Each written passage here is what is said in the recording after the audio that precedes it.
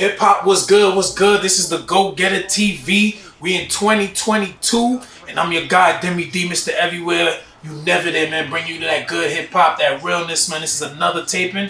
Diggin Wit Deme, as you can see. Got another dope guest, my guy. Yes, sir. DJ Serv one, we on deck, man. What's good? Deme D, place to be, of course, man. Thank you for having me, man. You know, love your setup. It's dope. Good luck. So just talk to the people, man. Let them know, where we at.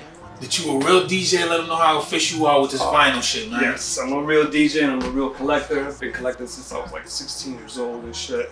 Born and raised in Passaic, New Jersey. Right now we in Hackensack though. Been DJing here and there, radio here and there, clubs here and there. Did a couple of mixtapes for a couple of magazines here and there. You know what I'm saying? That's Overall, dope. That's dope. Love of the music, man. First of all, love the music. So when did you start actually physically collecting? As far as, well, I won't say when. What made you start like really want to physically collect? Because I know you a hip hop junkie. A lot of us are, but some of us don't cross over. Is it mainly because you a DJ? Well, my brother was a DJ first, but he used to DJ like all like house music and like freestyle music when pre like Hot 97 when they were pre hip hop when they were all like. But he was DJing for real. Yeah. Shout out to your brother. He's the one that showed me to match beats and stuff like that to actually make a blend first. You know what I'm saying? Listen to the music, he's DJing. The break and stuff like that. Blends and breaks. Like the basics, But from then on, I was that kid with my father's little Sony box, staying up and listening to Red Alert. Pete Rock, DJ Clark Kent, from 9 to 12 when it was only Friday and Saturdays. Got loads of tapes of those things, and from there it was just basically just listening to them. And the music is what made me like captivated. Yeah, I just collected it. Like I want to possess the music. I want to feel the music. I want to manipulate the music. You know what I'm saying? That's a good point. That's a really good point. I never really thought about that when you're saying touching the music, because when we were buying tapes and CDs, but it's like you're not really. I know what you're saying, manipulating. I never thought about it like reading that. liner notes. Yeah. Reading lyrics. That's why. I used to even read engineers. Like a lot of people. I'm on Twitter. We met on Twitter too, so I'm a Twitter junkie. Shout out to Twitter. I'm on Twitter on the reg. But we get into regular debates, and somebody was debating me. And I'm like, yo, fam, we used to buy shit just to read what studio they recorded at. Like that's how much we into it. So salute just to you. Memorizing the liner notes and even because I feel that photography, art, and music go hand in hand. Right, so definitely. When you show me your album, I'm seeing what you about with that first. Before I even listen to that music, you're looking at the album cover to find out what you're really about. You know what I'm saying? Like looking at a Cardi B album was way different than looking at a Public Enemy album. You know what I'm saying? Like right there, it tells you what you about. Yeah, the illustration. Yeah, that's a good point. So that's one of the reasons, man, why I added this show to my channel, Diggin Wit Deme, man, just to touch base with just vinyl lovers, DJs, music lovers. So here on this show, we let collectors show 5 different pieces in their catalog. Clearly, you have many to choose from. So I know it's difficult to lay down just 5, but the first 3 are usually the talk pieces. Then the 4th one we do like a show-off piece for the other vinyl collectors. Yes, sir. And then a prize possession. I know you have many of each of those. No doubt. So, but to start it off with the first piece, man, what are you gonna bless the people with? DJ Serv 1. Rest in peace. R.I.P. Biz Markie, man. I was probably like 14 years old buying this record with my own money. It has the original sticker from Record City, Passaic, New Jersey. Rest in peace, Joe. Joe was a hilarious dude, man. It was the only spot in Passaic, New Jersey that everybody had to go to get any sort of vinyl. And as soon as you stepped into that store, it would snap on you. Nice. On your clothes, and your sneakers, your hair. Like my man was a clown, but straight hip hop. Yeah, but there's where you had to get all the goodies as far as Passaic is concerned. Salute the biz, man. Yeah, man. And this was like the first with my own money that not my mom was like gave me $5 to go get something.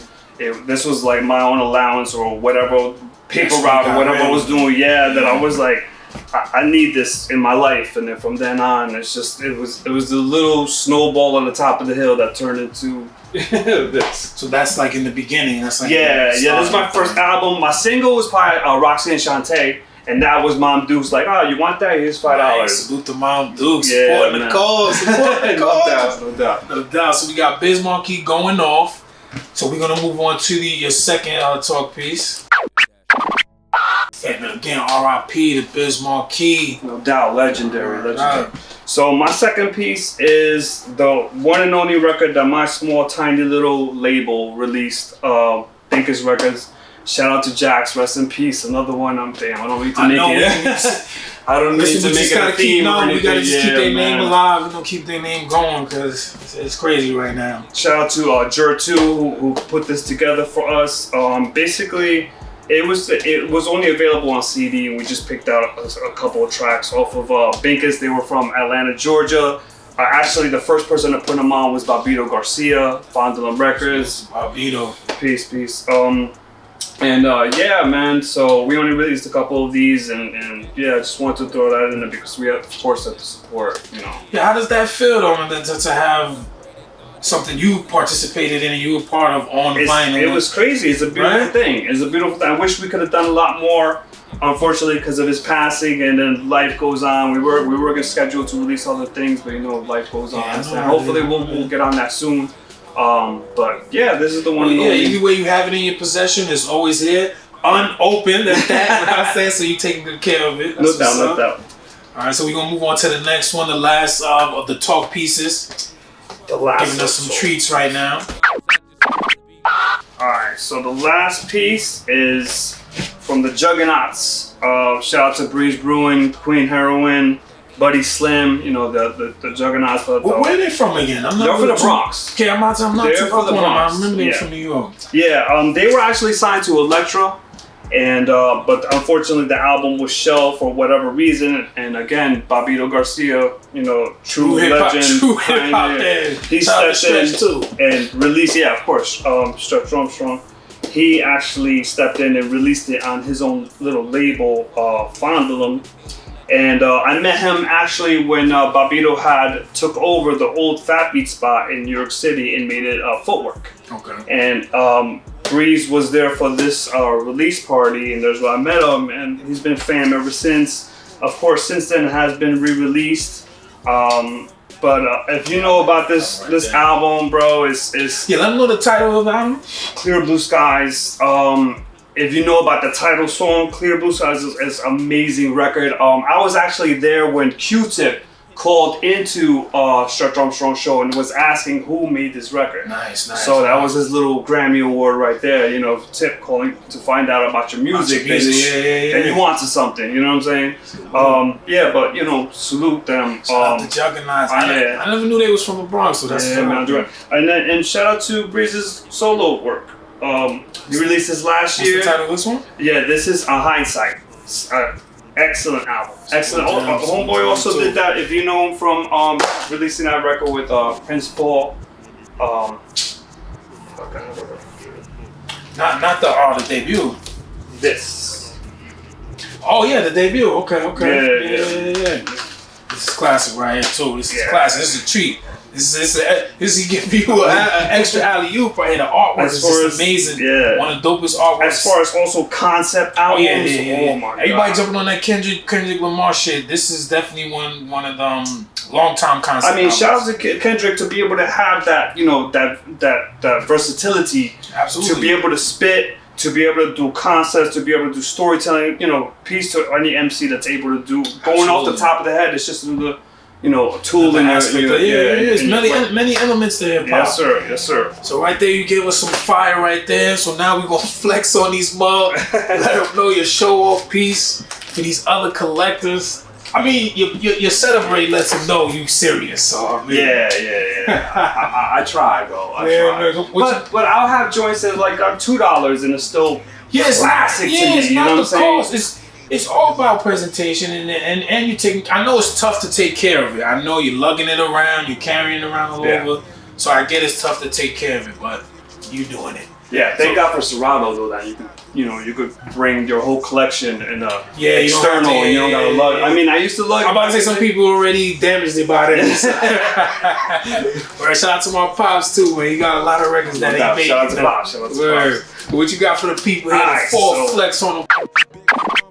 This one is called The Inner Soul of Yancey, which is of course J Dilla, JD, you know, and basically, yeah, like I said, this was a free mixtape, but the difference was this was just all the Dilla beats, And De La Soul actually made a game out of it, like making us some scavenger shit that you had to like call several stores to find out which exact, like only like New York only got like 10 and Chicago only got like 8 and Florida only because they only did 95.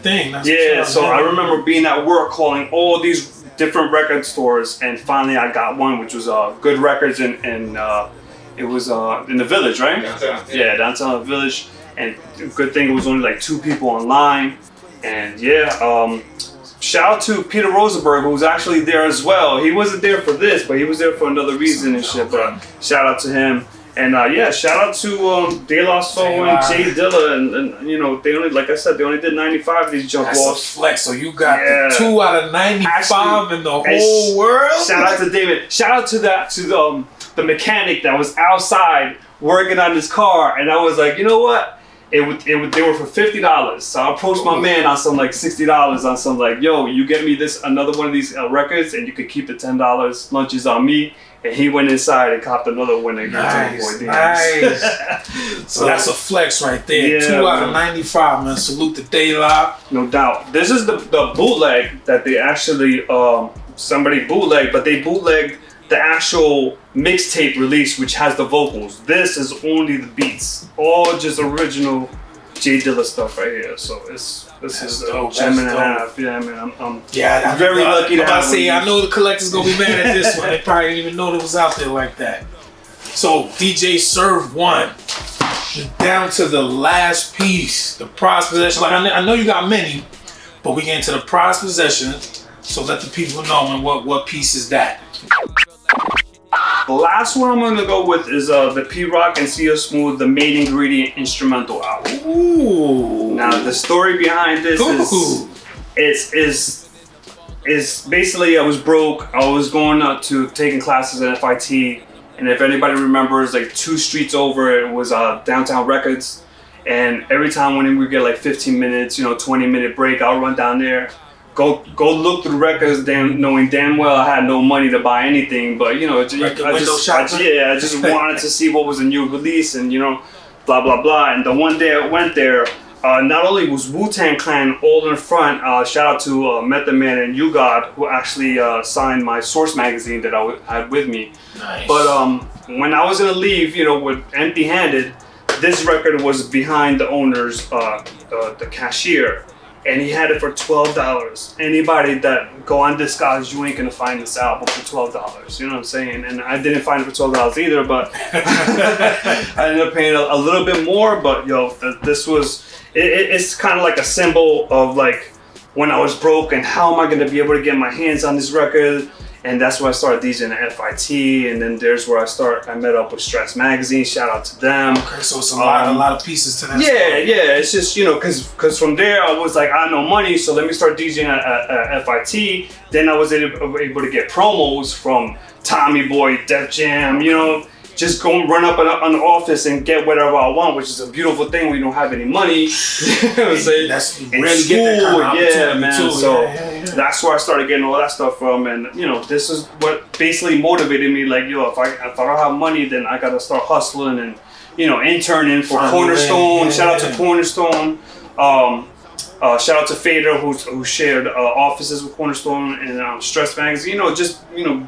Doing what I gotta do to get my hands on the music, man, because I had no money and doing mixtapes and so on and so forth and shit. So this was like that go-getter joint that I was like, I gotta get my hands on this.